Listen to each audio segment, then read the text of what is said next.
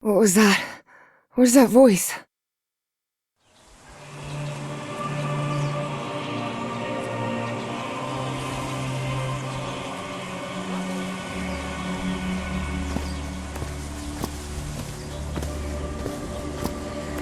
This is the story of a young girl. A girl who had strange and disturbing dreams. I know this place. I've been here before. This is the ancient stone city amidst the jungle.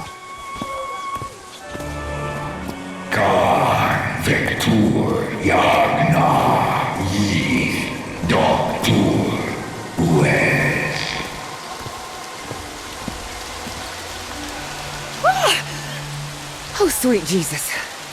Okay, ignore him. Just ignore him. He's not gonna hurt you. Just keep going.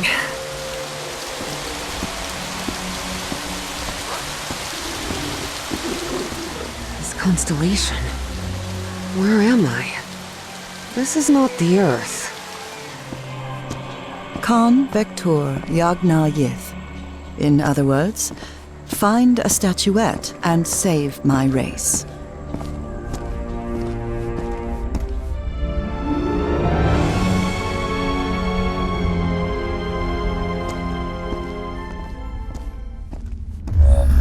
Statuette! Here it is. Finally! I have to get it, I have to...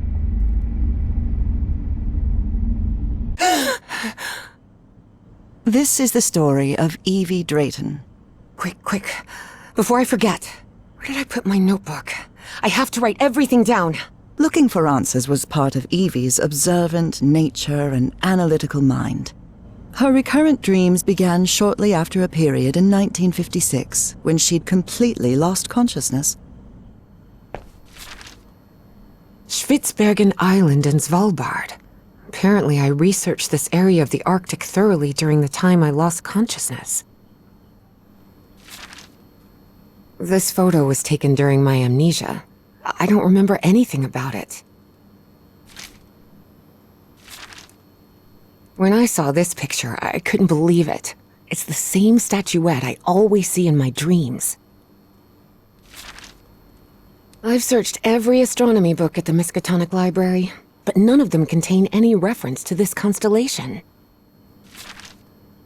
This scary fellow that haunts me in my dreams is a Dimetrodon. He roamed the Earth 270 million years ago. And although it may seem like it, he is not a dinosaur. I must have written about 1,000 letters to the archaeology dean in Miskatonic, and I've never received any answer. Oh, here it is. Evie's Nightmare Journal.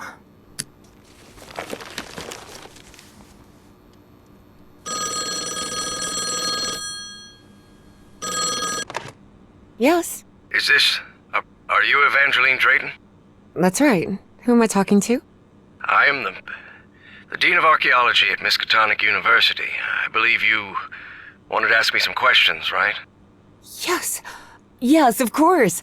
It's a pleasure to finally meet you, Professor Meet me today at 6 p.m. at 5 Prospect Road, outside of Boston. Boston? That's almost a 2-hour train ride from Arkham. I thought Do you want to talk or not? Yes, of course. I'll be there. 6 p.m., Prospect Road. See you in a couple of hours, Professor. As odd as it seemed to Evie that the dean didn't meet her at the university, her need to know was stronger than her doubts. She was determined to attend the meeting. There, she would come across another protagonist in this story. So, you have finally decided to talk to that young lady, Professor. Yes. Acknowledging responsibility for our previous mistakes is vital to moving forward. You've taken a crucial step in... Listen, there's no need for us to talk, Doctor. The only reason I let you into my house is because you insisted it was necessary to prescribe my medication. This is also the story of a sad, guilt-ridden, and lonely man. This is the story of my husband, Professor Harry Everhart. Yes, I know well enough that discussing the effectiveness of our therapy sessions with you is futile. But you need to understand that therapy is just a part of the whole treatment. Without it, I can't go and... Ask whatever you deem necessary, and let's get this over with as soon as possible. Fine. What happened to your wife, Professor? She died at home after a long disease. Harry hated giving details about my death. Especially if those details meant talking about a certain expedition, and deaths other than mine. I see. And how do you feel about that and all? What's my wife got to do with all this? You see, the reason I'm asking, Professor, is because when we began therapy, you mentioned visions. Some sort of oily shadows casting themselves on the wall. You mentioned those visions began shortly after whatever happened to your wife. So, tell me, do you still see those shadows, Professor? No, not since I started taking the medication, at least. Harry had tried everything, and none of it worked. Not even the medication that helped him sleep could take away those oily shadows. But he kept it to himself.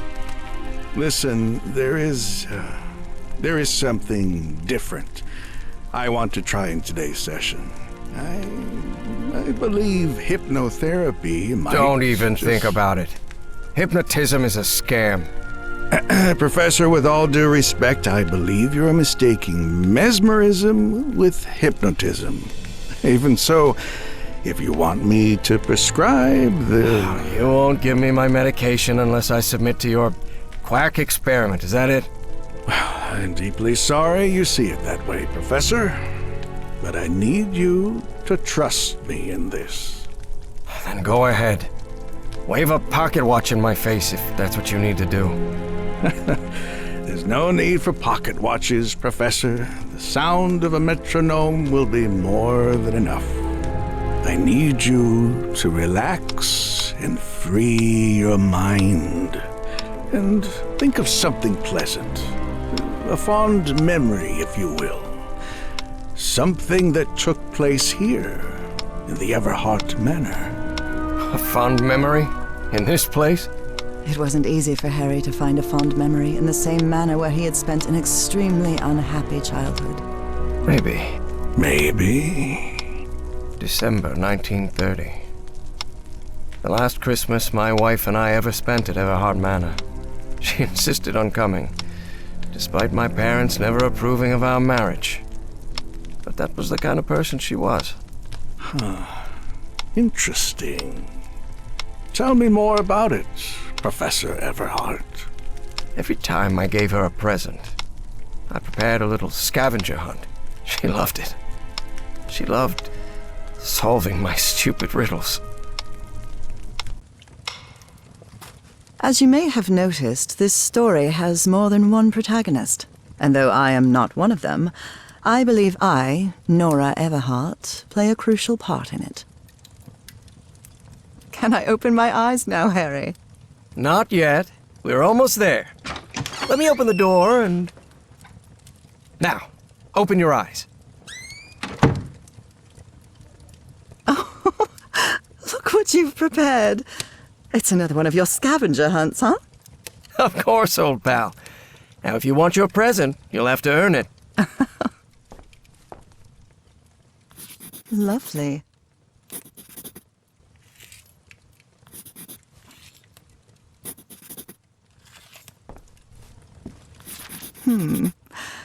What are you up to now? Wait. There's something wrong in this memory. This wasn't... Ignore it. Focus on that moment. Your wife. That happy memory.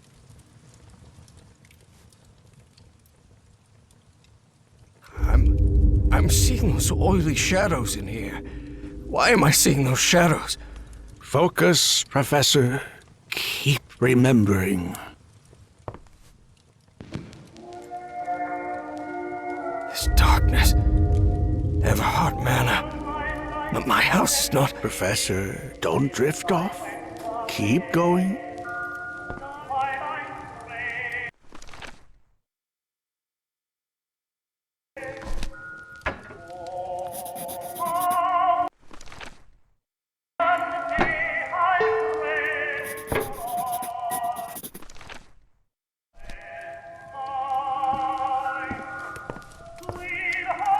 I wonder what my darling husband is keeping locked up in here. You'll have to put that brain of yours to work to find it.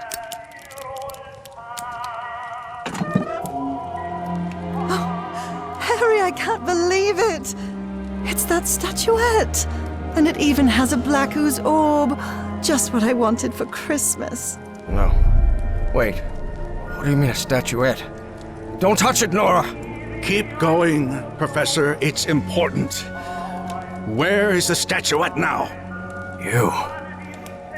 You're no psychiatrist. Who are you? I'm not going to ask you again, Professor Everhart. Shortly after Harry's peculiar hypnosis session, Evie finally arrived at Everhart Manor. Prospect Road 5. Here it is. Professor Everhart. It's me, Evangeline. Wait. What is going on here? Professor? Is everything all right? Most people would have turned away and left, but not Evangeline Drayton. She had been waiting for months to talk with the professor. No way was she letting it slip away. So, she decided to climb over the walls of the Everhart Manor.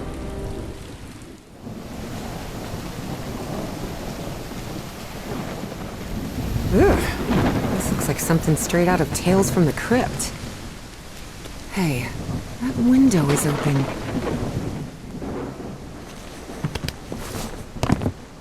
Professor Everhart.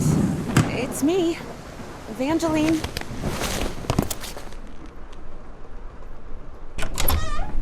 Wow, look at the size of this library.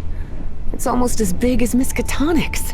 Actually, it wasn't even a third the size of Miskatonic's library, but young people can be terribly impressionable at times. Is this young man Professor Everhart? It does look like him. There's something written in Latin on his frame. Non possumus. Rich people definitely had weird ways of entertaining themselves. But it wasn't mere entertainment. Harry's mother's life had long been shaped by tragedy, and she had become obsessed with the afterlife.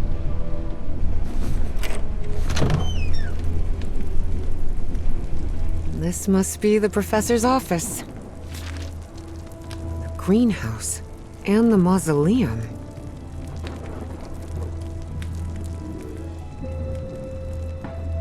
Books in different languages.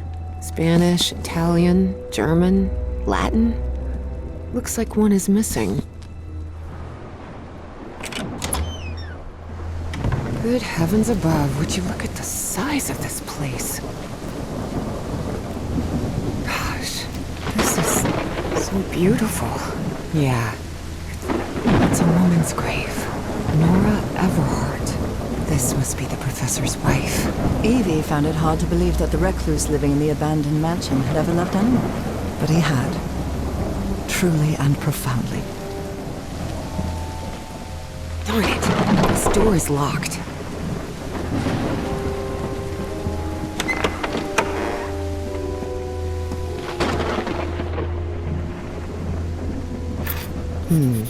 This definitely looks like the greenhouse key. In loving memory of our firstborn son, John Everhart Jr. Oh dear, a dead child. This is simply heartbreaking. The inscription on the frame reads, Praeterita mutare. Harry rarely spoke of his brother John, mostly because he had never known him. The boy had died years before Harry was born. Still, he believed that tragic incident had played a critical part in his mother's obsession with the occult. Et voila! It appears to be a Spanish edition of the science fiction novel The Future Eve. I'll keep it, just in case.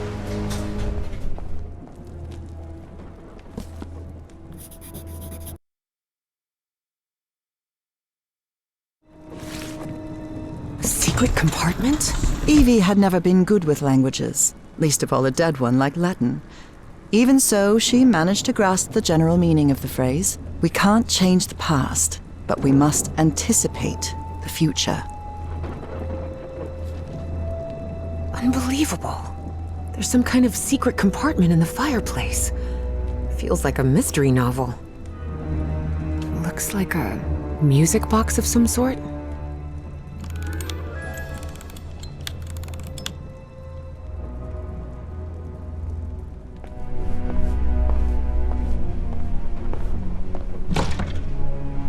Definitely like a mystery novel. Ooh, I guess I need to go see what's down there.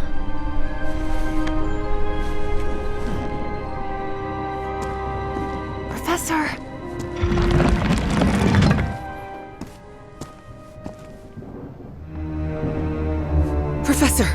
Professor! What happened? He's knocked out cold.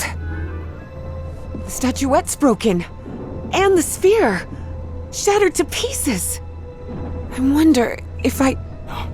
No! Don't touch it! Don't touch it.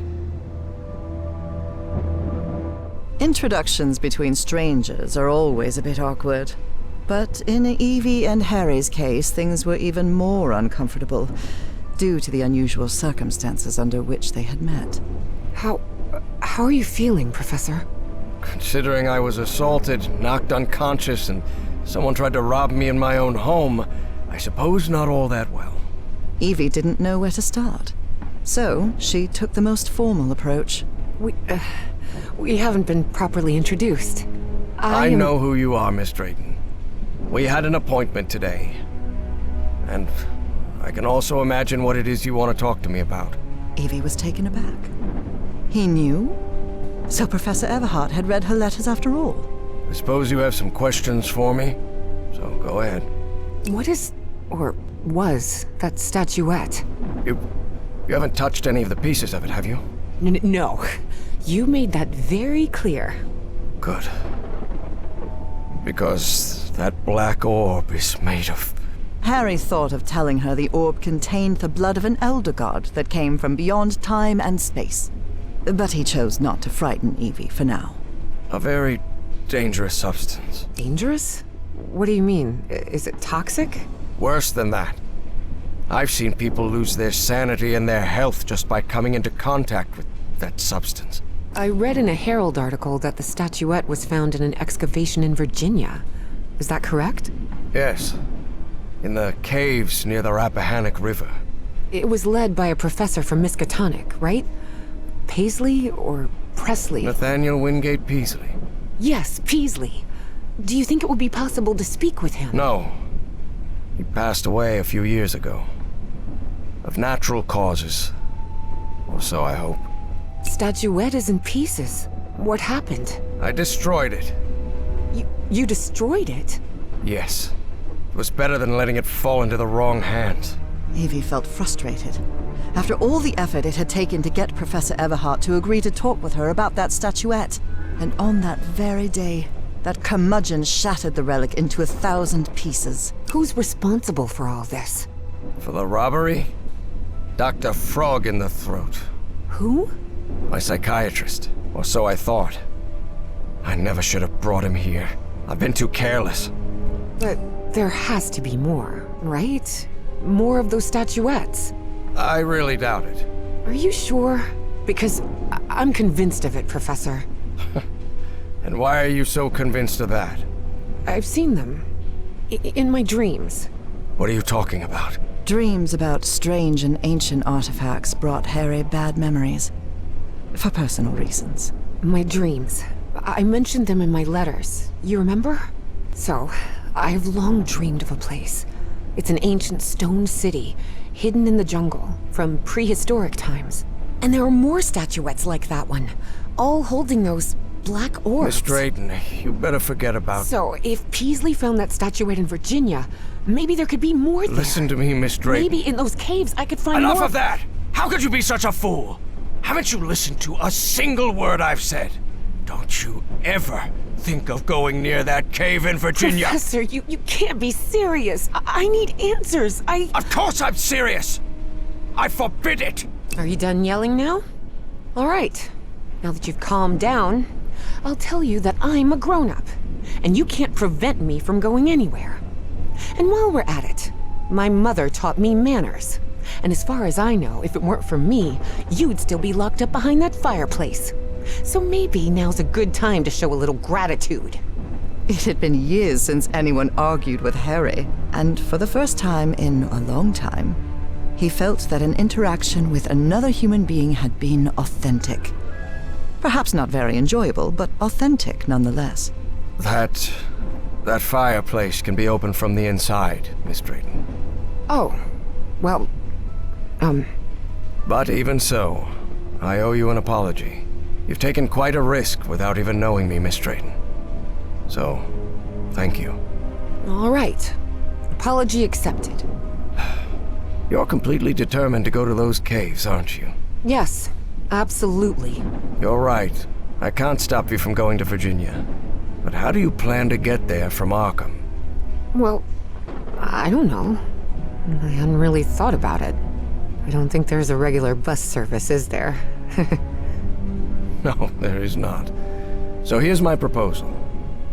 I'll go to Virginia with you. I'll take care of all the expenses, don't worry. If there's one thing I have plenty of, it's money. All I ask in return is that you please follow my instructions while we're there. And be very careful. We'll look for whatever it is you want to find there, and then we'll leave. Agreed, Miss Drayton? Yes. Thank you so much, Professor. And don't worry. I promise I won't get in any trouble. Harry couldn't help but doubt that Evie would keep her promise. But even so, he immediately liked that sharp-tongued and stubborn girl. Which made sense. Harry had been a good friend of Evie's father, after all.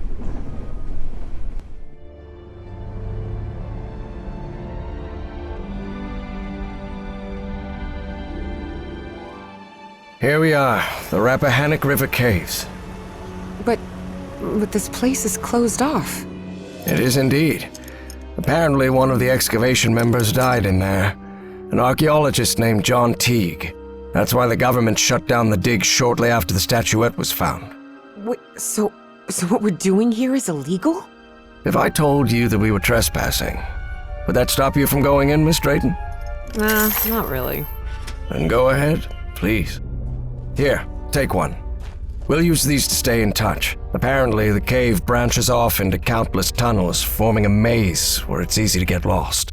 So watch your step, because Evangeline! Miss Drayton! Miss Drayton, can you hear me? Are you all right?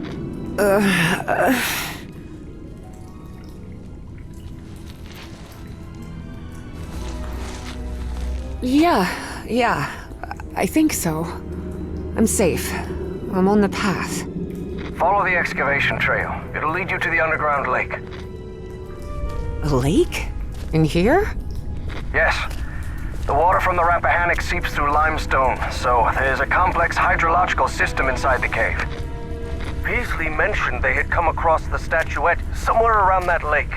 It was one of the few things he still recalled from the dig. Wait, he didn't remember the dig? In his own words, he suffered a period of absence. Amnesia of some sort. He didn't even recall planning the excavation. Professor, you won't believe this, but I had amnesia too. I don't remember anything from September to November of last year. When I came to, I was surrounded by books and articles about a place in Norway called Spitsbergen. Spitsbergen? Isn't that near the Arctic Circle? Professor? Professor! Do you hear me? Wow. What is this place? Miss Drayton, over here. I'm here. I'm glad to see you. I thought you'd gotten lost. Are you all right? Yes, thank you. You weren't lying about those tunnels. Have you found anything, Professor? This mural. Come take a look at it. Notice how, even though the stone seems to have been carved millennia ago, The lines repeat with an almost rhythmic cadence. It's as if they were trying to convey a coded message. What do you think? Well, I'm no expert in architecture, but I think I've seen structures like these in my dreams. Really? Good. Good. That means we're on the right track. Is there anything I can do to help? Take a look around the site. If you find anything worth noting, let me know. I will, Professor. I'll take a look around, see if I can find anything interesting. Fine. Just don't wander too far from the excavation site. I see some sort of control panel here. And what look like piano keys? Please refrain from touching anything, Miss Drayton. There's some kind of stone dumbwaiter here. What? A dumbwaiter? I found some diving equipment. What if Peasley didn't find that statuette near the lake, but rather beneath the lake? You're not thinking what I believe you're thinking, Miss Drayton. Well, that depends. What do you believe I'm thinking? Getting into that diving suit and going down into the depths of the lake. No. I just want to take a look around. That's all. It seems they found the statuette in the depths of the cave's lake. Evie deliberately chose to omit that the man in the photograph had been entirely covered in black ooze. In the depths of the lake? Are you sure about that? Wait until I finish with this mural and we'll talk about it. Oh, Peasley mentioned a refinery of some sort. A refinery? In here?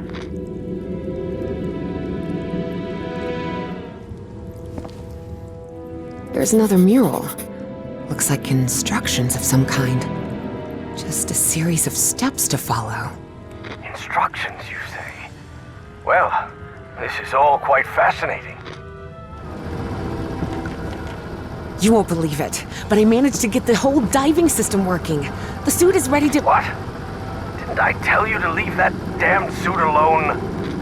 But Professor, You promised you wouldn't get into any trouble. That's why I brought you here, remember? Yes, you're right. You're right. Of course I'm right. What were you thinking? Forget about going down into that lake, you hear me? Okay, Professor. Sorry about that. Evie knew perfectly well that going down into the depths of the lake was not only dangerous, it was reckless. Besides, she had given the professor her word. Professor, can you hear me? I'm sorry, but I'm going down. What? Are you out of your mind? Don't do it! You're going to... I have to go, Professor. I'm sorry.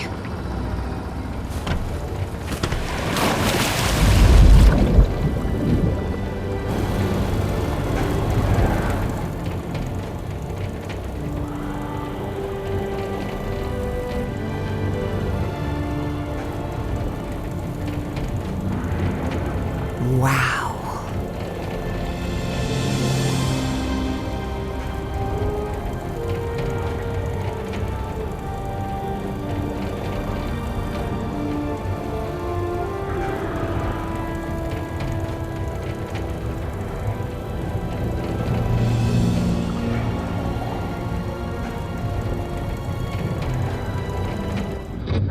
This is madness. I should have been the one to go down. Professor, how could you possibly go down here at your age? What do you mean at my age? I'm only 67. Oh, I'm sorry. I thought you were like 80? Harry found himself thinking he might have let himself go too much. 80 years old? Really? Oh, must be the beard. Tell me what you see, please. It's hard to put into words. I never imagined an underwater cave could hold so much beauty.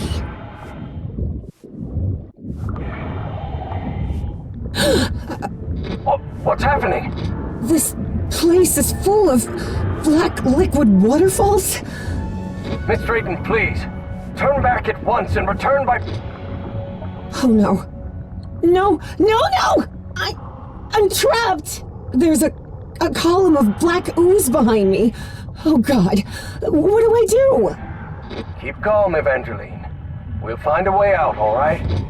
And most important, don't go near the black ooze under any circumstances. Now move forward and tell me what you see. I see a ladder. Someone from the excavation must have made it this far. Climb it. The farther you are from the black ooze, the better.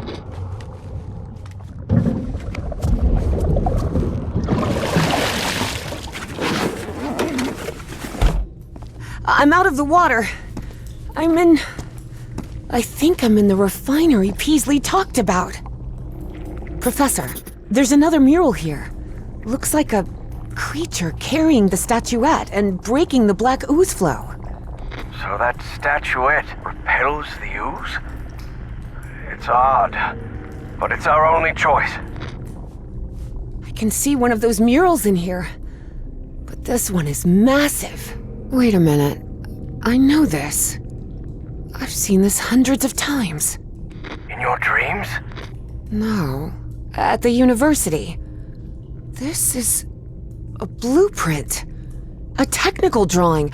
Thousands of years old, but that's what it is. And you won't believe this, but everything in here runs on... Black ooze. How could you possibly know that? I just know. Tell me what else is in the mural. It looks like the black ooze can be channeled from where I am now. There's some kind of valve-driven collector system that directs the flow upward. Apparently, we need 4 units of black ooze. One of those towers is loaded with statuettes. I told you so, Professor, Evie thought of saying. But seeing the mess she'd gotten herself into, she figured it wasn't the right time to brag. Those ruins I saw rising out of the water? They're not ruins, Professor. They're 2 stone towers. And apparently, they're used to alter the state of that liquid. The black ooze? We were wrong about the statuettes, Professor. They're not ritual or ornamental objects. They're just energy containers, like a car battery. I can see the other end of that stone dumbwaiter. I don't know if I can actually do anything here. The whole chamber looks dead. Powered down. Wait, what? What is it, Miss Drayton? It lit up. Everything in here just lit up all of a sudden.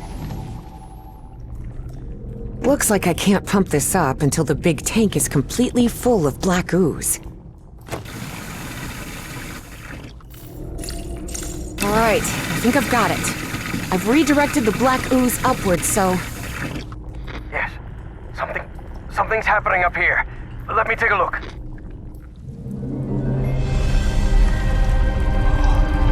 What is that?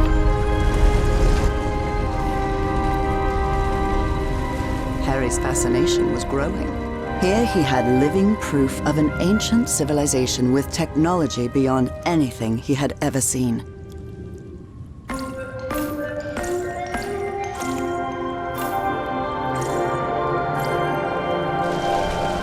Evangeline. Those ruins are actually towers. Stone towers. The towers have risen even higher. I believe I see an entrance ahead.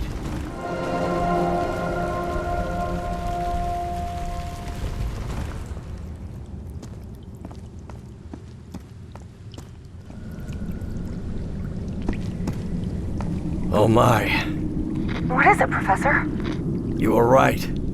This stone tower is filled with statuettes.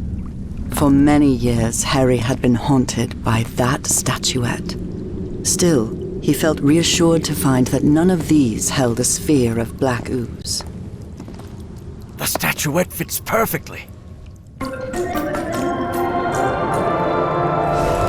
how. It's filling the tower with black ooze.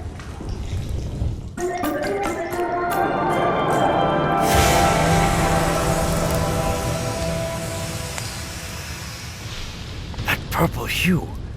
Yes, it should be complete now.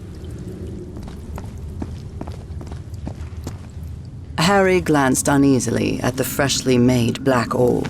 He didn't like it one bit. All right. I think I've followed all the steps. Now I just need to send it to Evangeline. Evangeline, I think we can use this contraption to exchange items between us. I hope she knows what to do with it. Evie finally held the statuette in her hands, and at once she felt disappointed. Yes, the statuettes were containers of energy, but did that explain her dreams? Her visions? She had to learn more about that lost civilization. I've got the statuette, Professor, but it looks incomplete. Different than in the murals. The black orb should be lower. Now it looks right. Excellent. Now you should be able to cross safely. Come on, get out of there, quickly!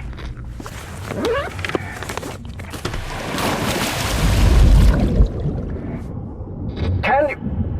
me... and... Professor? I'm losing you! Delene! Professor! Professor! I can't hear you! Evie felt a chill sweep through her body. Don't worry, Jennifer. Everything's gonna be fine. Impossible though it was, she had just heard her dead father's voice, unmistakably. It works! It works! The path is open! Evangeline? I can hear you now. Oh, good. Glad you're back, Professor. I'll be waiting for you here. Once you're out, we'll return to... What the... Professor? Evangeline, listen to me. There's someone else here. What do you mean, someone else? Stay down there until I tell you to... Professor? Professor! Evie lingered in the dark waters of the cave, waiting for the professor's signal. A signal that never came. Even so, prudent as she was in waiting, her air supply wouldn't last forever. So when all the noise above finally ceased, she decided to come up. Professor! Professor, I finally have it! I have the statue... Well, this is interesting. You're going to have to come with us, Miss Drayton.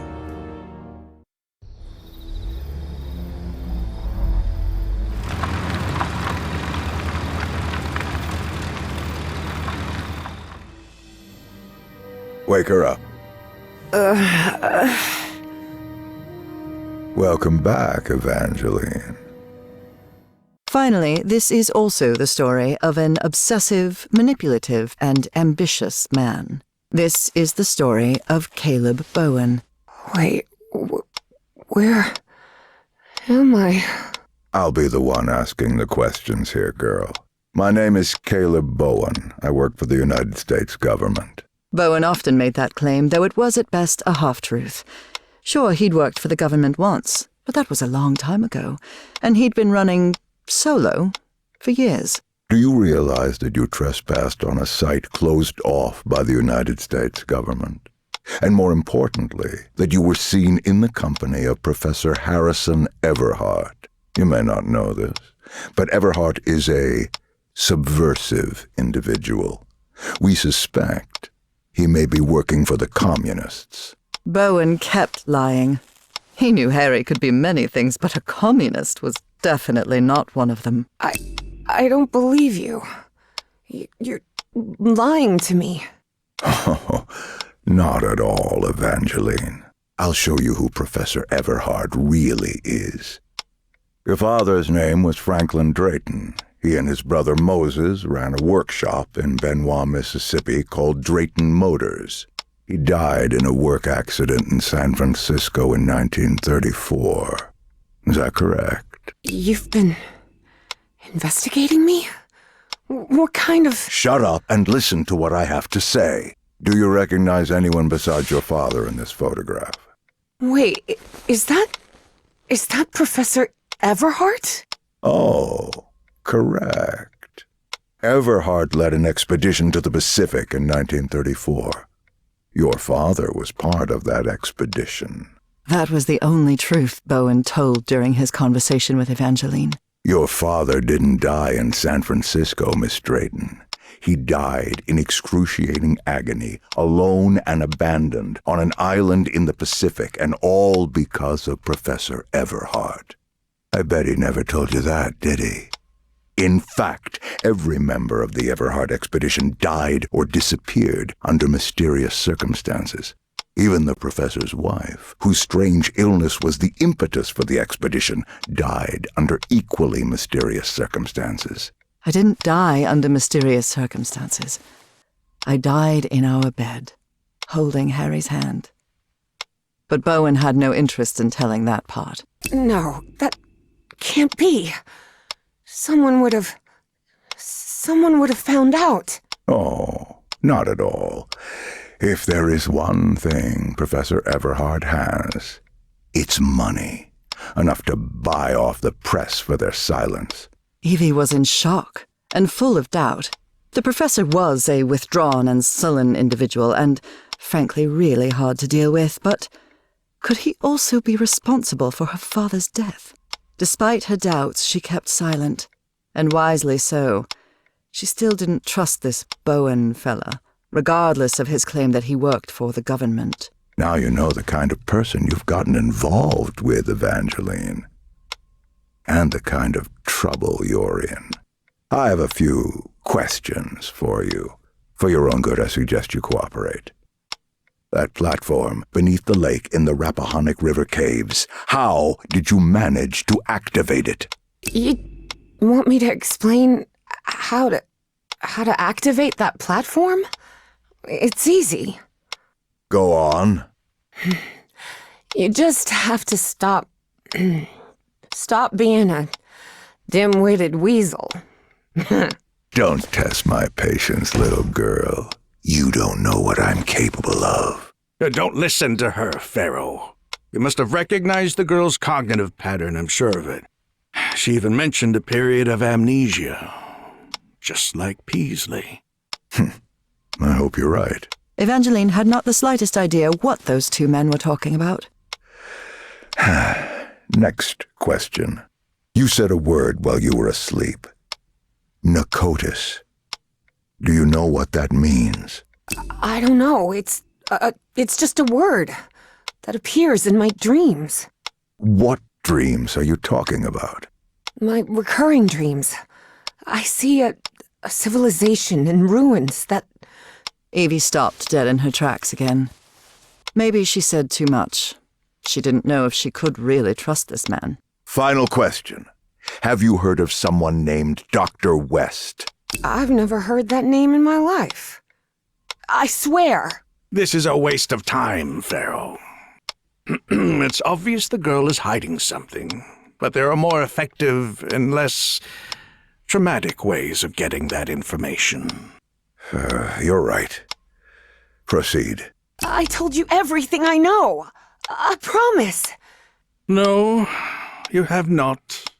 But let's find out what you really know. Please take a look at this.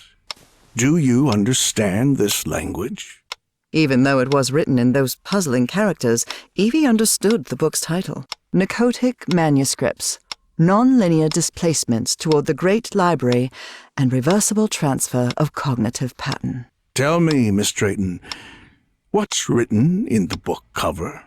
Narcotic Manuscripts. Evie surprised herself. Had she spoken against her will? She couldn't help but translate the book's subtitle as well. She was feeling more and more tired. That's better, Miss Drayton. Now, open the book. Focus and listen to my voice. Listen to my voice while you read the book to us. Read the book to us. Salve, Cornathun, Pna-ko-tus. What just happened? Am I in my dorm?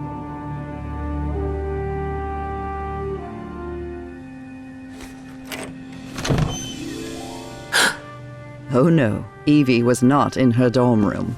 Not at all.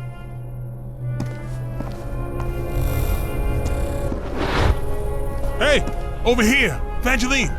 Hey, how are things, kid? Papa! Papa! But it can't be! You're alive? Oh, of course I am, darling. But you have to find the way. That was not her father, of course. You must reach Pna-ko-tus. Moses, we're running out of money. If we don't get some cash soon, we'll have to shut the shop down. Yeah, well, that's easy for you to say. I've got a daughter to provide for. You're a whiz, mister. Would you be interested by any chance in an exciting job opportunity in the Pacific? Hey, what just happened? It'll only be a few days, Jitterbug. I'll be back before you can say Jack Robinson. Drayton is dead, but it doesn't matter. His death brings me closer to an answer. I'll do whatever it takes. The only thing that matters is Nora's life. Wait, no. That doesn't sound like the professor at all. Evie realized Bowen's lies were seeping into her thoughts. Frank, how do you feel? Not good. But that doesn't matter anymore, Mr. Harry. Just listen to me. Get off this cursed island. You'll find nothing here but death. Go back home. Spend what time you've got left with your wife. And there's another thing I want to ask of you.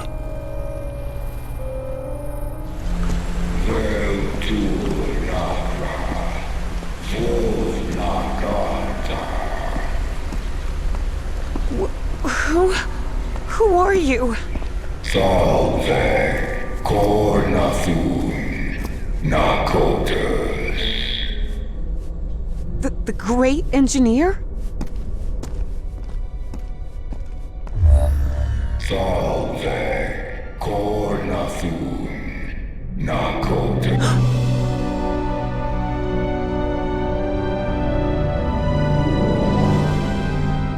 Incredible. Did you hear that? We were right. We finally found the coordinates. At last we know where Pna-ko-tus lies. Thanks for your cooperation, Miss Drayton. About an hour after Evangeline had her otherworldly vision, Finally, I'm inside. Harry snuck into the same building where she was being kept captive. He had been there many years ago, when he was seeking funding for the Everhart expedition. Miss Drayton, are you there? What on earth? Harry had always suspected that the Starry wisdom was something far more sinister than a simple astronomical society. And as soon as he stepped into their inner sanctum, his worst fears were confirmed. Apparently, the only way to get into the Pharaoh's office is by getting the right combination on the statues downstairs. And I bet my life that Pharaoh is Caleb Bowen. These people are out of their minds, no doubt about it. And they clearly have a pathological obsession with Egypt. This looks like an astronomer's office. So these freaks have masks, code names, and hieroglyphs assigned to each of them. What nonsense are they talking about now?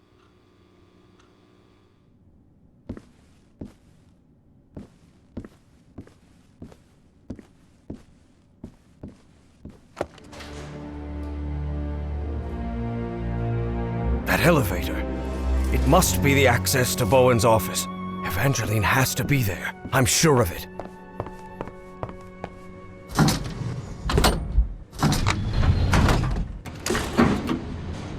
As he rode the elevator up, Harry regretted not bringing a weapon.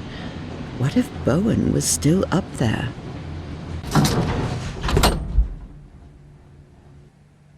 All right. Let's see what you're hiding here, you scoundrel. Consciousness exchange?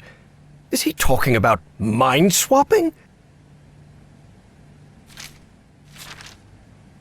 So the cult was on the expedition along with Peasley.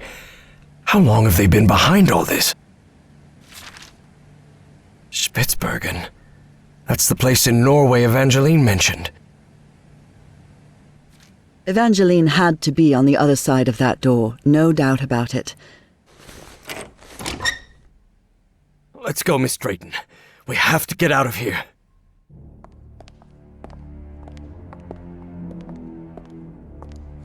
Look, it's the engineer. I've seen one of those creatures before. In my dreams. In the stone city, in the jungle. He spoke to me in my dreams, Professor. I have Forget about it, Miss Drayton. We have to call the police and... Calling the police won't do any good, Professor. We have to go to Spitsbergen. I need to talk with him, with the great engineer. Miss Drayton, don't you realize this doesn't make any sense? We can't chase Bowen and his... No, you don't understand. Bowen isn't in Spitsbergen. He's on his way to the city, on his way to Pna-ko-tus. Harry couldn't believe what he had just heard. Evangeline had mentioned a place he had known in dreams, long ago. So long ago, he had nearly forgotten it. I had a strange dream today. I was inside a vast library and gazed at vistas of another world. All these questions came crashing down on Harry.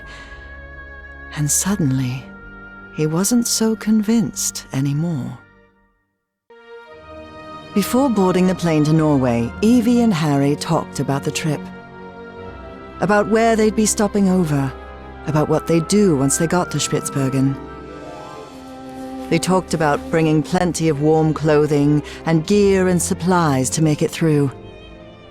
They talked about getting their documents and passports in order. They even talked about the strange city they had both dreamt of. But Evie knew there was something they hadn't talked about. A question she didn't know how to ask the professor, because every time she'd tried, the right words never came out. But a long flight leaves plenty of time to think. Professor? Yes? When I was being held by that man, Bowen, he showed me a picture of you. A picture of you and my father in the Pacific. Did you know my father, Professor? And then, it was Harry who didn't know how to find the right words. Because even though he'd been waiting years for that question, he still didn't know how to answer it. Evie took Harry's silence as a yes. How come you never told me you knew my father? You never asked. What do you mean, I never asked? What kind of an answer is that? Evie was furious. That petty, childish excuse didn't suit the professor at all. Look, I wanted to. You wanted what? Just talk, for God's sake. All right. I'll explain everything. Good. We've got plenty of time to spare before we land. My wife, Nora, was diagnosed with an incurable disease. The same hereditary illness of unknown origin that had struck her mother before her. The doctors had no answer. So I decided to find it myself. I never imagined the answer would take me so far away. To a remote island in the Pacific. Back then, I didn't have the financial independence I have now. So I had to raise money and put a team together. Do you remember the night before your father left for work in San Francisco? You were probably 5 or 6 years old? Oh, God. Yes, I remember. I remember a beautiful, dark-haired woman, a nervous, scrawny guy, and a man who seemed really happy about something. I'll never forget those words. You're a whiz, mister. Would you be interested, by any chance, in an exciting job opportunity in the Pacific? That's right. Frank agreed to come with us to the island. It pained him to leave you and your mother back in Mississippi, but he needed the money and I was paying very well. But that island wasn't what we expected. There was something there that... Let's just say there are forces in this world that mankind ought not to meddle with, Miss Drayton. Things like the black ooze, and on that island, it was everywhere. I told you, it's the most dangerous substance I've ever come across. We found that out when one of the expedition members came into contact with it. It was him, driven mad, who attacked your father. Just a shallow cut with an ancient dagger, but enough to infect him with that black liquid. That is what took Frank's life. I did what I could to look after him, but that infection, it was beyond anything I could handle. His final words still haunt me. Harry, please look after my wife and my little girl. And that's what I've been trying to do all these years. Though evidently not as well as I might have done. Evie was speechless. She could not believe it. Take care of me? What are you talking about? I just met you a week ago. I've never had anyone except my mother. And the only help we ever got was from the insurance checks. What kind of help are you— There was no insurance, Evangeline. What? Harry decided that since he'd started telling the truth, he wouldn't stop halfway. I am the Hydrangea Foundation. Hydrangeas were just Nora's favorite flowers, that's all. And then Evie understood. She understood the strange and painful sacrifice that man had made. I wasn't the one who drove that dagger into your father, but I dragged him to that island and didn't listen when he told me we had to leave. Harry had spent a long time avoiding the truth of what had happened nearly 30 years before, on that island in the Pacific. But for the first time in ages, he was forced to face it. So yes, your father died because of me. I can't tell you how sorry I am. I won't be so foolish as to ask for your forgiveness. I know I have no right to it. I understand how you must feel now. I understand that you hate me. You could have told me. I know. But I'm a coward. All I've ever done is avoid responsibility. Could be. But you've also risked your own life to save mine. I owed you that. And you've paid for my schooling? That's not what a miserable man does. I only did it because I had the money. And because I felt guilty. Look, Professor. You insist on painting yourself as a horrible person. But I don't think that's true. I think you're just a sad and lonely man who's shouldering more guilt than anyone should have to. Harry was puzzled. He hadn't expected this. In a strange way, Evie's forgiveness made him feel uncomfortable. Didn't he deserve punishment for what he'd done? Evie's decision had made him doubt. Perhaps it was time to move on. I don't know. Maybe you're right. I'm sure I am. Believe me. And after that, Evie and Harry remained silent for the rest of the flight. Despite having talked about it, Evangeline and Harry were not prepared for the freezing cold they would face on that remote Norwegian island. Although weather would be the least of their problems in that place. Here it is, the radio station. I can see some banners on the building. They look like... Oh. Nazis. I hate these guys.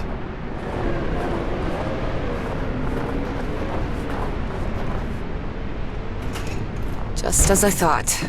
No power in here. Is there anything we can do without power? I doubt it. Evangeline, I see a...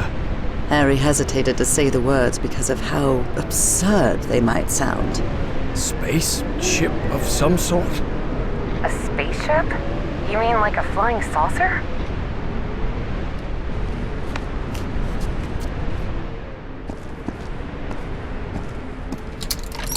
We did it! We're good. Power's on. Huh. Wasn't expecting to see one of these here. What are you talking about? It's an Enigma machine. A message encryption device the Nazis used to encode top-secret messages. But how could you possibly know that? I worked in intelligence during World War II. Obviously, I was too old to be sent to the front lines. And I can't see a thing without my glasses. But the OSS thought someone like me could be useful cracking codes. So they sent me to Fort Meade, Maryland, to the Signal Security Agency building. We worked hand in hand with the Brits. They'd already managed to crack Enigma, so we hoped their work could help us break JN-25, the Japanese naval encryption system.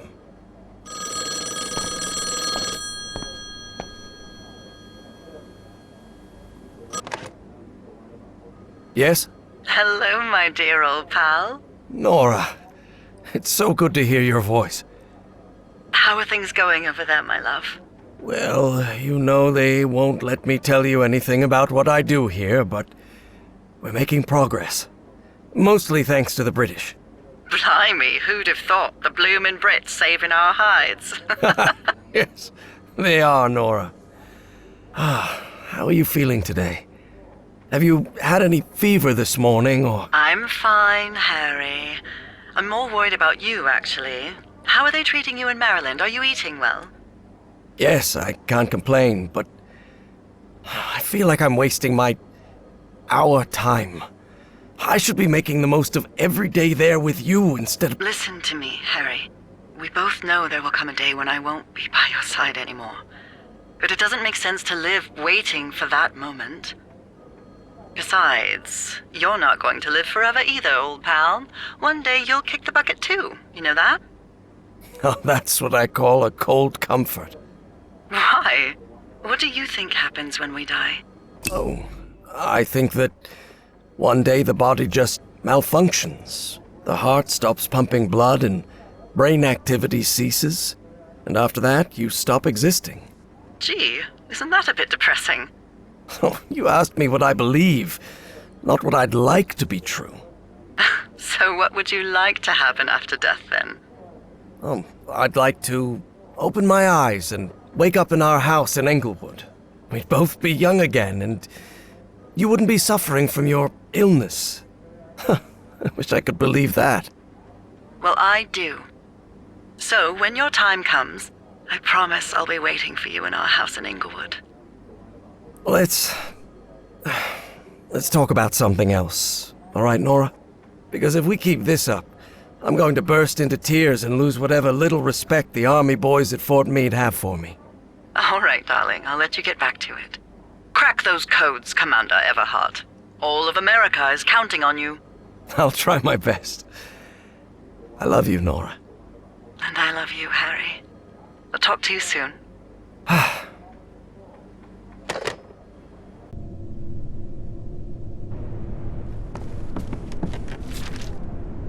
What on earth were they doing in this place?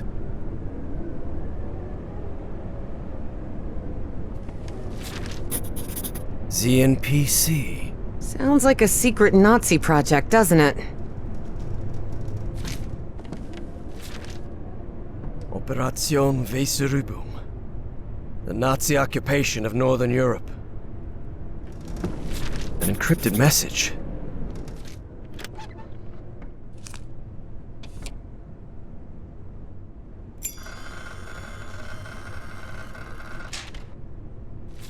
Code. A reinforced door. You still think this is just a radio station? Alright, I've got to admit, this is weird as hell.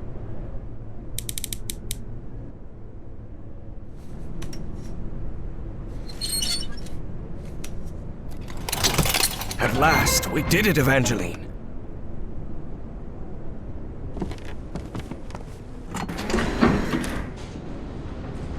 So the station was just a cover-up. But I wonder what for.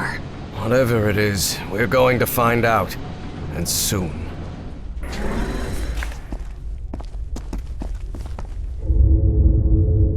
Harry tried to keep his composure when he saw the oily shadow.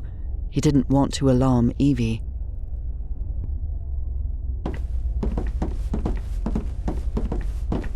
Let us out.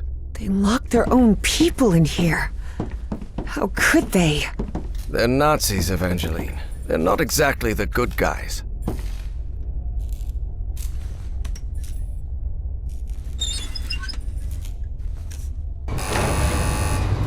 Do you think we'll find that great engineer of yours down here? I hope so. This trip will have been a total waste of money. But Evie suspected there was much more at stake than the cost of their trip.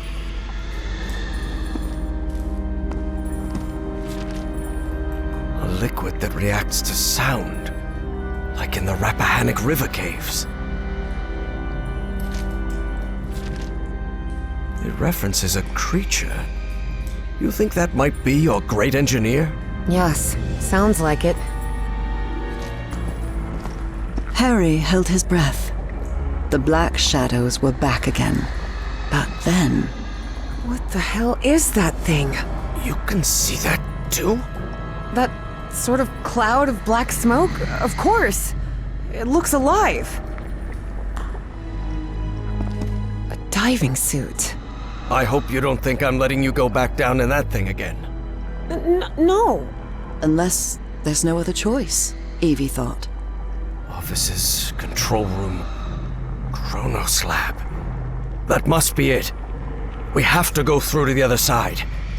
But how will we open these doors? You said control room, right? I bet we can operate the doors from there. That makes sense. Okay. To get there, we'll need to go downstairs and through the offices. But Professor, the way downstairs is flooded. Well, it seems there's no other choice. Which of I'll us... go this time, and I'm not going to allow any argument about it. Because despite how I look, I'm not 80 yet, Harry thought to himself. Do you want to go down then? Go ahead. Lower me down. All right. Be very careful down there, Professor.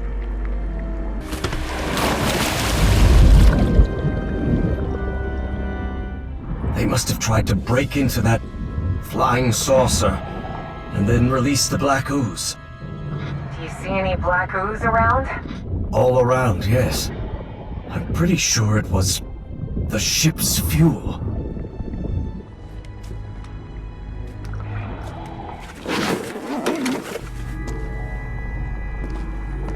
Evangeline, do you hear me? Yes, Professor. I've reached the control room. This is where they monitored that black smoke thing and ran experiments on it. So that thing is not only alive, but it's also aggressive.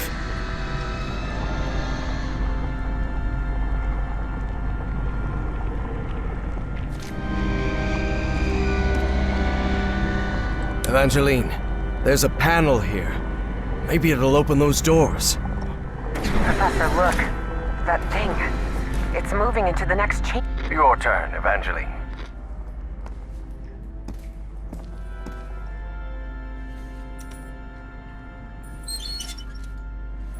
I opened this door for you, Professor.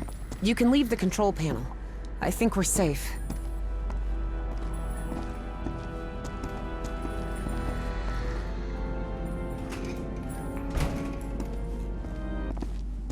What is this place? It looks like the heart of Project Kronos. Could be. Do you think we gave that horrid thing the slip? I really hope so. After seeing what that black smoke can do to humans, I wouldn't want... What the hell? How did that thing get out? No time for questions now! Run, Professor! Run! Quick, the bunker door! Help me close it, Evangeline! Damn it. That was close. I hope this chamber is shut tight. If not, we better find another exit. Otherwise, we're trapped in here. Lord Almighty. Evie recognized the gigantic creature at once. It It was the same one she had seen in her visions. Look at the size of that creature. Harry remained silent.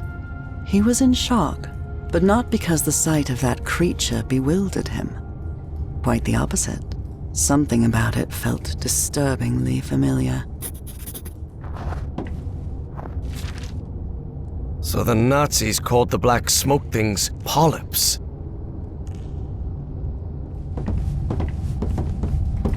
This seat is what the Nazis used to try to communicate with the creature. All right, there's no time to waste. Try connecting me to that machine, Professor. Evie knew perfectly well that the professor was about to rattle off a whole list of reasons why they shouldn't go through with it, but she had neither the time nor the patience to listen to them. And before you say anything, yes, Professor, we have to do it. Because we're trapped in here. And yes, Professor, it does have to be me.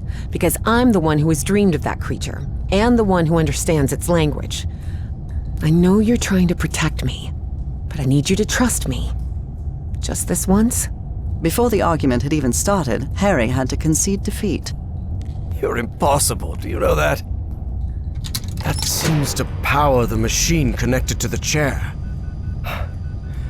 You can sit down, Evangeline. Looks like everything is set. So whenever you're ready. Go ahead. Evie found herself in the literal blink of an eye in a completely different place. And it would happen to her more than once that day. As she tried to figure out what was happening, a strange but familiar voice startled her. Evie. Velkonul. Nakatun. Vekra. I have been waiting for you for millions of years, it said. Are you? I am the great engineer of Pna-ko-tus. After so much trouble, Evie was finally before the great engineer. It was her one chance to ask everything she needed to know. I need answers. What do you want from me? What do you want me to do? Everything is set. You must close the loop. Close the loop? What are you talking about? Take my ship. Travel to Pna-ko-tus, the Pna-ko-tus of your time. Stop, Bowen. My race will be saved. I can understand your language. How is that possible? Your mind in my body. My mind in your body. When did that happen? When you were in Pna-ko-tus. The Pna-ko-tus of my time. Why me? Why did you choose me? It wasn't me. It was Dr. West who chose you. What? But what am I supposed to do? I'm just... You can close the loop. You must close the loop. Do you want me to... Is there any way I can set you free? You will do it when you close the loop. Or maybe you did it when you closed the loop. The complex Yithian language made no distinction between verb tenses. Therefore, that sentence could be understood as an instruction given in the past, present, and future alike. But how am I going to do that? Where is the Pna-ko-tus of my time? You need to remember its location. Remember. Remember it? How? Vekra Everhart. Korveltur. Hearing that, Evie was left speechless. Follow Everhart's instructions. Evie didn't have time to ask another question, because in the blink of an eye, She found herself once again in that stone city from her dreams, millions of years in the past. Except now she knew it wasn't a dream. It was a memory. My hands! Heavens! Look at my hands! Those Zethian appendages could hardly be called hands, but that was how Evie perceived them. This was part of my information exchange with the Yithians. I believed I had to tell the Yithians everything about my time in exchange for my freedom, but I was wrong. Indeed, Yithians merely use the knowledge of others to plan their own decisions, in the future and in the past.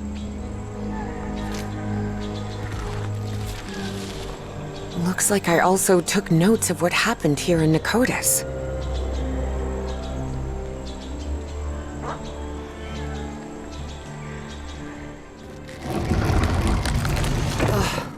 I can't believe I couldn't remember this amazing view of the towers of Pna-ko-tus.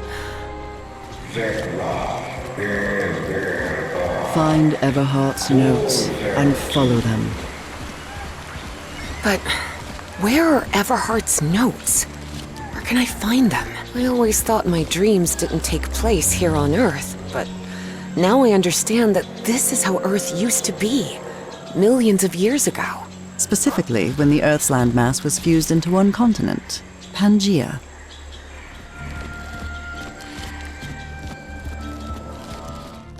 I remember this. I went to the Great Library every day. This is the professor's handwriting. He really was in Pna-ko-tus. Wow. Is this some kind of time location finder? Unbelievable!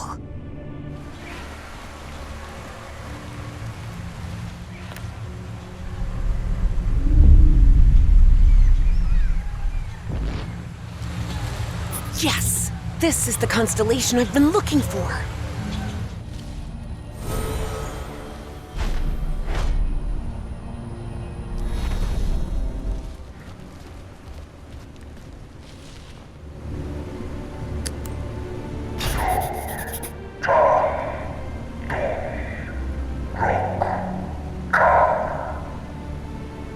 Eight, 9, 3, 4, 5. Yes, I remember now. Those were the coordinates.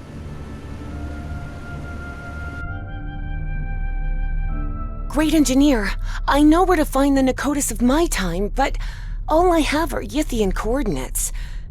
And there's no way out of here. There's one of those black smoke polyps on the other side of the chamber door. Take my vessel. What? The vessel? You mean the spaceship? Evie's heart skipped a beat.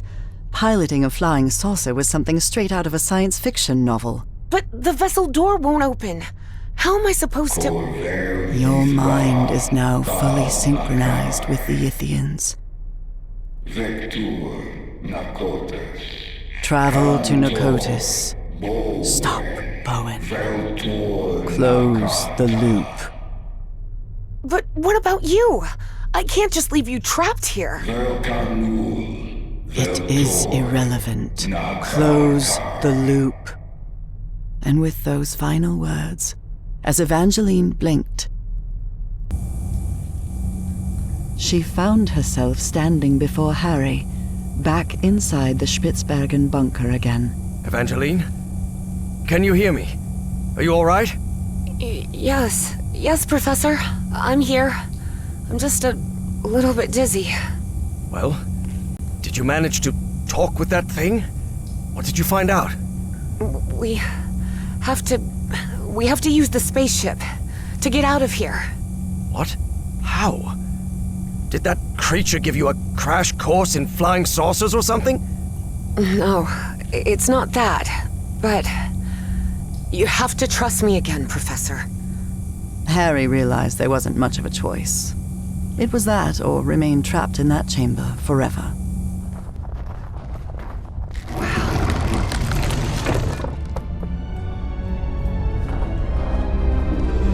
Look around, Professor. Isn't this fascinating? There doesn't seem to be any power. You sure you can pilot this spaceship? I'm not sure pilot is the right word, Professor. I'm not even sure ship is the right word. This looks more like a building than a vehicle. There surely has to be a starter somewhere, right? Evie recognized a platform very similar to the one in the refinery beneath the Virginia caves, and understood what she had to do. Look, Professor, it's working. The spaceship is powered up now.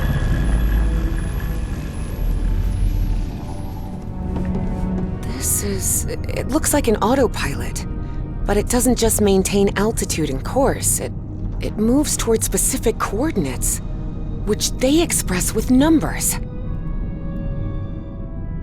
I think I've got it. I've set the navigation system to the coordinates of Pna-ko-tus. There you are, Professor. The steering wheel. Looks like one, sort of.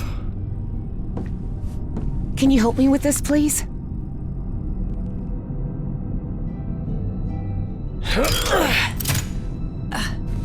Buckle up, Professor. Hey, whoa! Whoa! Professor, better find something to hang on to. Hey, it's moving! Look, it's breaking the ice! So where are we headed? To Pna-ko-tus, or what's left of it. Those dreams you had about that place? They weren't dreams.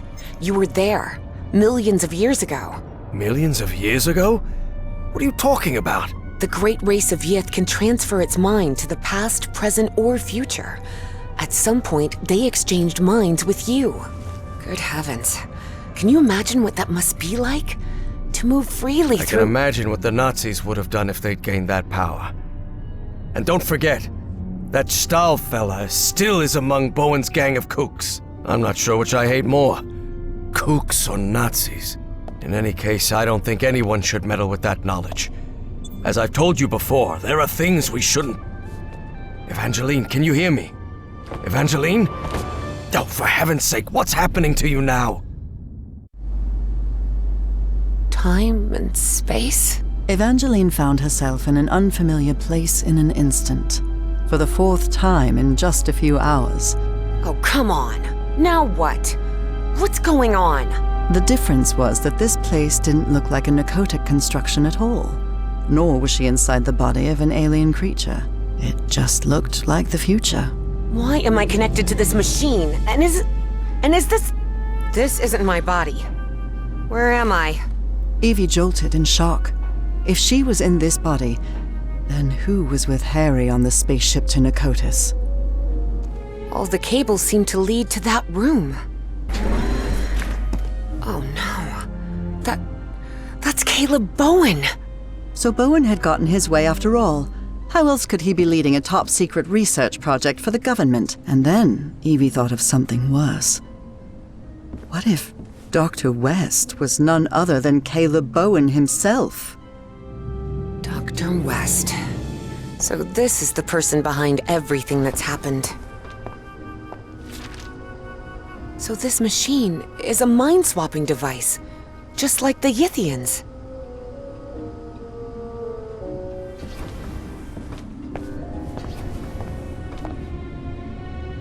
What kind of machine is this? Yes! I did it! That mind-swapping device seems to be powered on again. I hope this works. God, I hope this works. I need it to work. It's got to... Professor Everhart, listen carefully to what I have to tell you, please. Evangeline, are you... I am not Evangeline. I am Dr. West. Please, listen to me. You won't like what I'm about to say, but I need you to listen carefully and do exactly as I tell you. A greater plan is unfolding, and you must fulfill it to guarantee the survival of not only the human race, but of the space-time continuum itself. I'm sorry, but I'm not the best at following orders. I don't exactly get along with quacks like me? Yes, I've heard that before. Who the hell is this Dr. West? And how could he know what I was going to say, Harry thought. Listen to me, please. You will reach the ruins of Pna-ko-tus, and you will find Caleb Bowen. Don't worry, you will stop him. That is certainly a relief. I wouldn't want to live in a world where Bowen... I'm not finished. There is a price to pay for Bowen's defeat, and that is Evangeline's life. What? You can't be serious. I am. Evangeline has to sacrifice herself, Professor. It's the only way to stop Bowen and preserve the space-time continuum. No chance, Harry thought. But he couldn't help wondering, if Dr. West really did know the future, could he actually be telling the truth? Harry wasn't about to give Dr. West the satisfaction of an answer. But he knew that if West really knew the outcome, he'd have no choice when the moment arrived. You have to do the right thing, Professor Everhart. There's no more time. But remember what I said. Evangeline must sacrifice herself. Harry considered answering, but found nothing to say. Arguing with someone who could see the future was pointless. I know you will do the right thing, Professor Everhart. After all, we've been through this before. Work, damn it! I made it. I'm back. Professor, what happened? Evangeline? Are you here with me? Yes, it's me. I'm back. What happened to you? Where did you... I was in the future, I believe. But what happened here? Someone pushed me out of my own body, Professor. Who was it? Harry hesitated before answering. He knew his words might change what was about to happen. Dr. West took over your body. What? What for? What did he say? For a brief instant, Harry thought of telling Evie about the sacrifice. But then he decided against it. That would only trouble her. And after all, Harry had already made up his mind. Or had he? He said we're going to stop Bowen. We're going to make it. Really? I don't know. Let's take that with a grain of salt for now. I need to tell you something. I don't know if this Dr. West can be trusted. I'm not sure, but I think he works, or worked, with Bowen. Was that true? If it was, that changed everything. Harry had to tell Evie the truth, right now. Evangeline, listen. Professor, look! The ship's slowing down! We're descending! This looks like... The Pacific Ocean. Pna-ko-tus is somewhere in the Pacific? Looks like it. Hold on, Professor. I think we're about to land.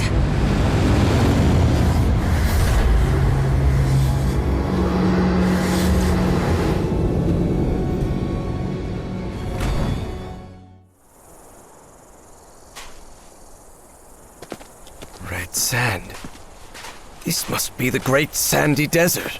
So we're in Australia. We crossed half the world in, what, half an hour at most? For all his fascination with Ythian tech, Harry didn't answer. He was still debating whether to tell Evie what he'd discussed with Dr. West. Here we are. This is Pna-ko-tus. Wow. Look, Professor. A camp. Looks abandoned. This colossal door seems to be the entrance to one of those ancient structures. Somehow the Ythians were able to store light and channel it through those lenses. Well, look at that.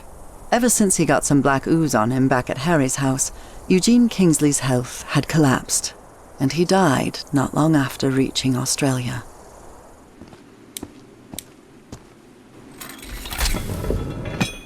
Well, looks like that did something. How can these lenses still be so perfectly polished after millions of years down here? Ythian technology never ceased to fascinate Harry.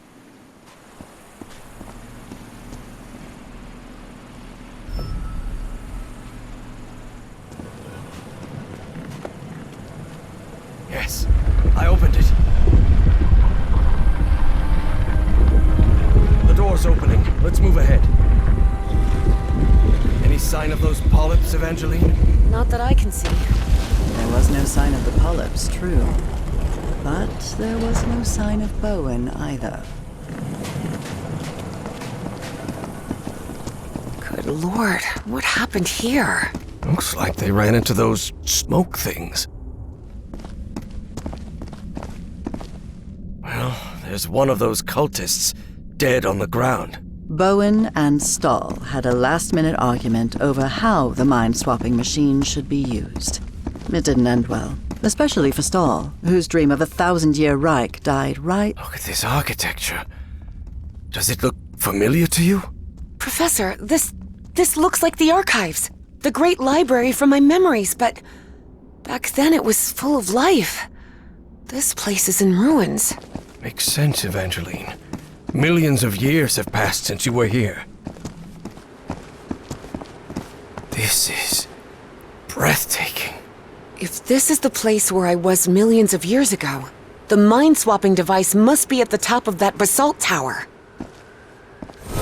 Whoa! Whoa! The polyps are gathering over there. What's going on? What are they trying to do? I don't know what drives those creatures. I don't understand what they do, or why they do it.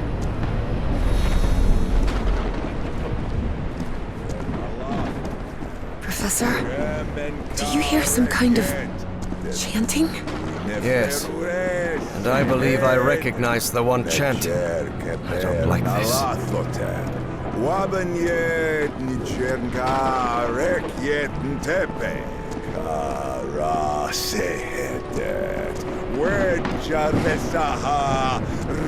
Bowen, stop right there! Everhart, what are you doing here? How did I you... took the number 3 bus to Pna-ko-tus. Now get out of there, you idiot! Don't even think about it, Professor. Not when I'm this close. The Bowens have spent generations searching for the knowledge we were promised. Oh, yes! Nyarlathotep, herald of the almighty Azathoth! Cultist ranting always sounds ridiculous, especially when they spout their nonsense out loud. Enough of this. I'll drag you out of there by your heels if I have to. Do not come any closer. I'm warning you. Of course, things change when cultists are armed. Listen to me, Bowen. I know the great race of Yith. They've spoken to me, and you know it. Look around you. Those black polyps wiped out your entire cult. And you're next. You have nothing to gain, do you hear me? I've convinced him, Evie thought. I actually convinced that stubborn old fool. I can't believe it. You think you're gonna stop me with your empty talk, girl? I don't have time for your foolishness. The Black Pharaoh awaits. Ugh, figures, Evie thought. And when Bowen powered up the mind-swapping device, she realized she'd have to do something, and fast. Professor, if he activates the mind-swapping device, we're finished! Harry was out of time. He had to make a decision. Harry remembered Dr. West's words. Evangeline has to sacrifice herself, Professor. It's the only way to stop Bowen and preserve the space-time continuum. But he didn't give a rat's ass what Dr. West had to say. Harry wasn't going to let Frank Drayton's daughter meet the same fate as her father. There had to be another way. Professor? Professor! I'm sorry, kid. I'm really sorry. For everything. Harry! And as she screamed, Evie watched the stubborn old grouchy archaeology professor sacrifice his life to save hers, and all of humanity. Harry found himself in the ooze pool, completely covered in the substance he feared most. He knew this was his death sentence, but at least he was going to make sure Caleb didn't swap his mind with anyone. Are you out of your mind, Everhart? Haven't you seen what that liquid does to humans? I know it better than you do, you kook. No, don't touch that. You'll interrupt the transfer process. No. Oh, no. Oh, no. Not the ice. And so, on November 6th, 1957, in that basalt tower of the city that millions of years earlier had been Pna-ko-tus, my husband, Harry Everhart was consumed by the black ooze.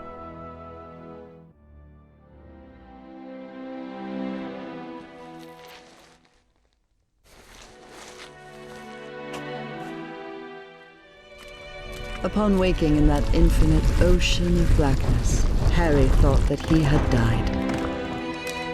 Well, I hope it was worth something at least, he thought. He was waiting to see the light at the end of the tunnel when a voice surprised him. One he recognized instantly. My voice. Harry? Nora? I'm so glad to see you, my dear old pal. Nora? Nora! Am I dreaming? No, you're not dreaming. Then I'm dead, right? No, you're not dead either. I don't understand, Nora. Everything is so confusing. Easy, Harry. We've got plenty of time. Ask whatever you need to ask. Where am I? Where are we? What is this place? This, Harry, is the Ichor, a place beyond time and space. And now you're connected. Connected to whom? To you? To the Elder God. Both of us are. What or who is this Elder God? It's hard to provide a simple answer to such a complicated question, Harry. The Elder God has gone by many names throughout the ages.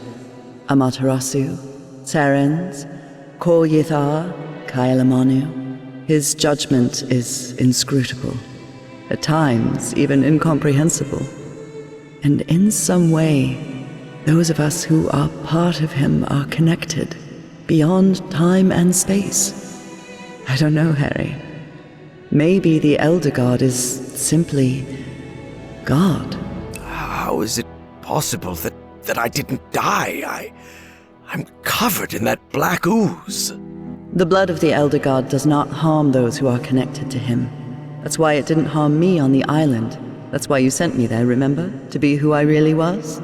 Now he can't and won't hurt you either. Because connected to him is someone who loves you and protects you. And that's me, Harry. What does the Elder God want? To offer you its gratitude. It's what I've been trying to tell you ever since you and I parted ways. The shadows. That was you? Exactly.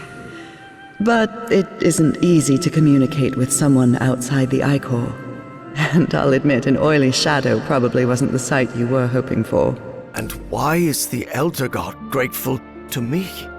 The Yithians sustained their energy by channeling the Black Ichor. The Ichor is the essence of the Elder God. That process caused him immense pain and suffering, but you've put an end to it. You've given the great race another way to transfer their consciousness. And now they live beyond time and space, connected to the Elder God. But Nora, I haven't done anything beyond stopping that kook Bowen. Ah, but you will. And at the same time, you've already done it. Nora, I don't think I follow. Harry, it takes a while to understand what beyond time and space means. But you will, my love. Believe me. Who is, or was, Dr. West? Is it you? No, Harry. I'm just a humble art teacher from Newburyport. Don't worry. Dr. West will be waiting for you when you wake up. That means I can't stay here with you, can I? Harry, you're already here with me, my love. We've been together for all eternity. What? But you need to go back to your time now. There's a life waiting for you, an important task you have to carry out, and people who depend on you. Evie will need your help, and you'll only be able to help her if you live a whole life Will you promise me that? Yes, I promise. And one more thing. Tell Evie Papa is waiting for her at the Benoit house with the whole family. She'll know what it means. I'll tell her. Well, I guess this is goodbye, old pal. For now. I love you so much, Nora. I'm going to miss you terribly. Don't be sad, Harry. It's only a matter of time. A matter of time and space. And remember, I love you too, Harry. Harry, can you hear me? Oh no. You did it, Professor. You saved us all. Don't come any closer, Evangeline. I'm covered in... Do not worry. She is also connected to the Ichor, Professor Everhart. Harry couldn't believe his eyes. That was Caleb Bowen in that ridiculous Egyptian costume. Somehow he had survived the consciousness transfer. Bowen? No. What is he doing here? No, Professor, it's not what it looks like. It's... My race is deeply grateful to you both. Harry understood at once who was now occupying Caleb Bowen's body. The loop is in the process of closure. That is optimal. But we must continue working. Process of closure? What are you talking about? Do not worry. What comes next will be far easier. We only need to follow the plan you and I laid out the first time you contacted me, Dr. West.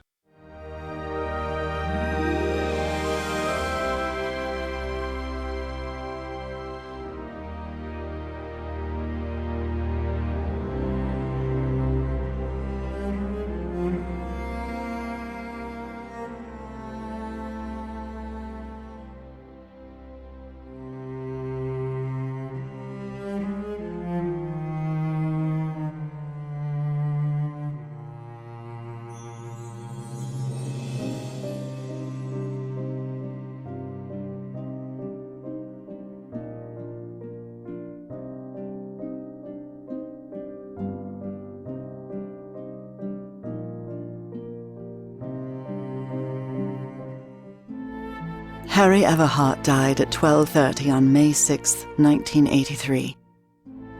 Moments after dying, Harry opened his eyes.